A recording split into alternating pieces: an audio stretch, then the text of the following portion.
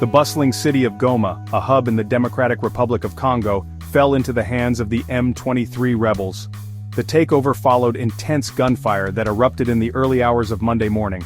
Backed by the Rwandan government, the M23 rebels established control over key areas, marking a significant escalation in the ongoing conflict.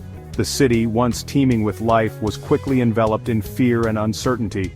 As the rebels tightened their grip, tens of thousands of terrified residents fled their homes. The streets, usually vibrant with commerce and activity, became chaotic paths of escape. The exodus of civilians painted a grim picture of desperation and highlighted the human cost of the conflict. Adding to the turmoil, a prison in Goma was set ablaze during a mass jailbreak, leading to an unknown number of casualties, and further amplifying the sense of lawlessness. The presence of the M23 rebels was immediately felt throughout the city. They established patrols, asserted their authority, and issued a direct order to Congolese soldiers: surrender by 3 a.m. Monday or face the consequences. This ultimatum led to the surrender of approximately 100 Congolese soldiers, who laid down their arms to Uruguayan troops operating within the framework of the UN peacekeeping mission, MONUSCO. The speed and ferocity of the M23 advance took many by surprise. It underscored the rebel group's capabilities and the strategic support they received from the Rwandan government. The takeover of Goma sent shockwaves throughout the region and raised serious concerns about the trajectory of the conflict.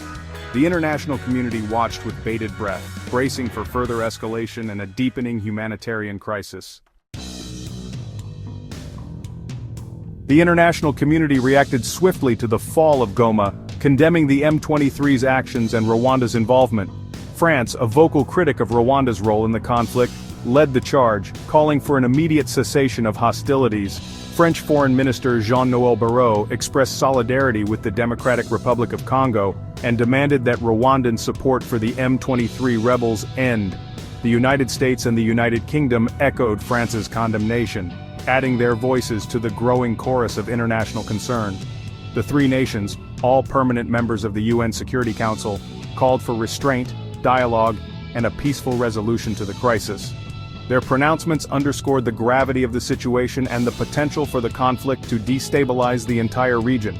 Adding weight to the accusations against Rwanda, UN experts revealed compelling evidence of the country's direct involvement. Reports indicated that Rwanda had deployed a substantial military force, estimated to be between 3,000 and 4,000 troops, to bolster the M23's offensive capabilities. This revelation further fueled international condemnation and raised serious questions about Rwanda's regional ambitions. The situation in Goma became a focal point for the East African Community, EAC, a regional intergovernmental organization.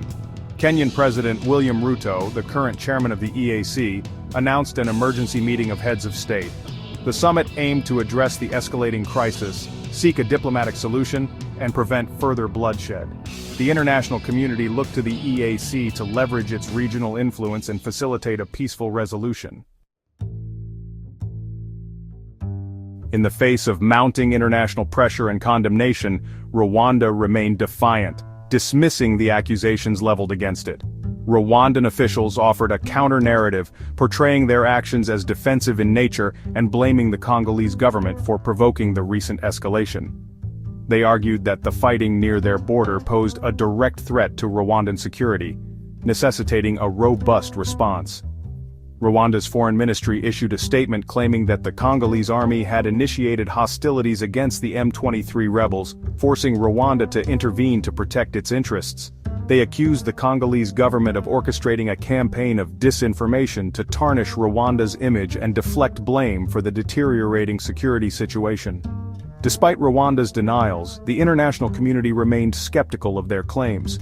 The evidence of Rwandan military involvement, coupled with the M23's rapid territorial gains, cast doubt on the narrative presented by Kigali.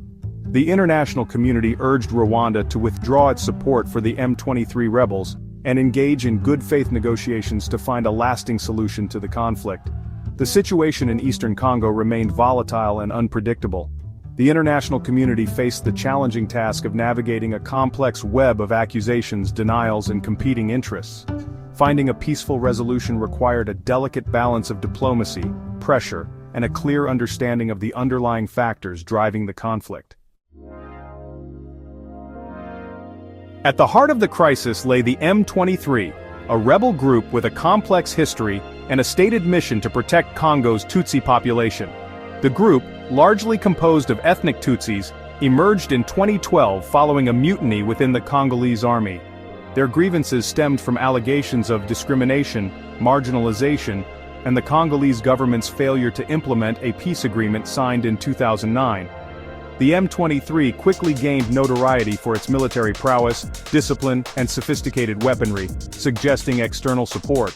Their ability to capture and hold territory, including the strategic city of Goma in 2012, posed a significant challenge to the Congolese government and the UN peacekeeping mission. The M23's resurgence in recent years raised alarm bells within the international community. Their renewed offensive, coupled with credible allegations of Rwandan backing, threatened to reignite a conflict that had claimed countless lives and displaced millions. The group's ultimate objectives remained unclear, but their actions suggested a desire for greater autonomy, influence, or even secession.